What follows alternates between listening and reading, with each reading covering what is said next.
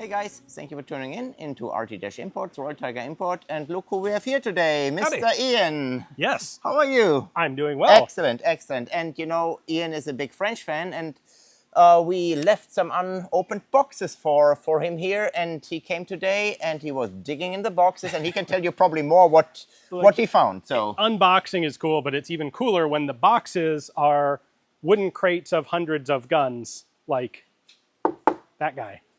So we went through 4 of them today. Didn't have time to get through everything, but went through 4 of assorted French rifles, all antique, and ended up with, got a whole lot of Gras cavalry carbines. This is something that you've gotten a bunch of. Right. This isn't the first batch of Gras cavalry Correct. carbines you've gotten.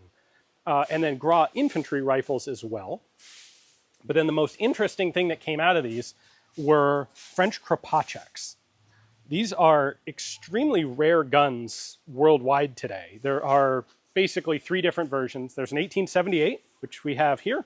There's an 1884, which we have here. And there's an 1885, which we did not find any examples of. interesting. Which is interesting. I don't know exactly why. I don't know exactly how these guns got to Ethiopia. These are 11 millimeter black powder tube-fed repeating rifles that France developed and adopted right before they invented smokeless powder. So the Lebel is essentially it's one of these 1884s modified to use smokeless powder. That's basically what the Lebel rifle is. So they look very similar to the German Mauser 7184, don't they? Yes, because both of those rifles use the Kropatschek tube magazine system. Excellent. So it's a tube mag that runs underneath the barrel, big rimmed cartridge, 11 millimeter. This essentially is the French interpretation of the 7184. Interesting. Adopted at about the same year. So the 7184 is 1884. Yeah, you're right. That's our 1878 model. That's literally the 1884 model. And all these guns, I understand, were made in Austria at Steyr, is that correct? So these were, the French start with the 1878. And these are all, unfortunately, quite worn. But that's the 1878 Marine. And it was specifically purchased by the French Navy. Interesting. And they contracted with OEWG in Steyr to manufacture 25,000 of these for the French Navy. Wow. The French Army saw this happen over the next few years and decided, well, we'd kind of like a repeating rifle as well instead of the single-shot Gras. Right. And so they basically took this rifle and did some developmental work at the Châtellerault Arsenal and turned it into this guy, which is the model 1884. These were manufactured at both Châtellerault and Saint-Étienne. The majority of yours are Châtellerauts. Interesting. Very interesting. And did you find a special rifle today? We did find one really unusual one. Yeah, Shaw, can you grab that?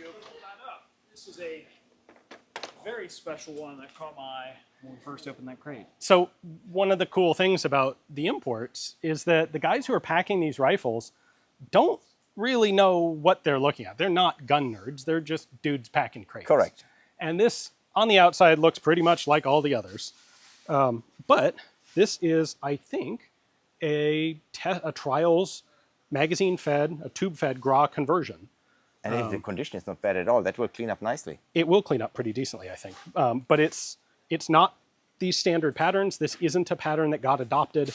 It's a unique, different variant. So that's what I love about unboxing the crates that you're bringing in from Ethiopia is like one rifle out of 1,000 is something really weird and cool. And probably 10 out of 1,000 are rare, neat rifles that you don't expect. Like these crates were not supposed to have Kropatscheks in them.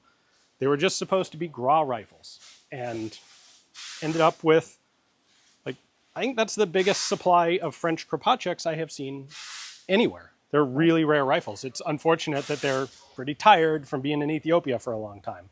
But you know, if you put some but- elbow grease in it, I think you can turn them out all right. We have one customer, he turned out really ugly guns into beautiful guns, right? You've seen the ones, even the work he did for us, you know? Yeah, Connor, in the channel name I'm blanking on at the moment, but Connor does wonderful. Is it Texas Outdoors? Yes, I believe so. I think it's Texas Outdoors, Connor. Yeah, he does wonderful restorations, and many of the guns that you think are too far gone turn out beautiful once you put Nice. some hard work into them.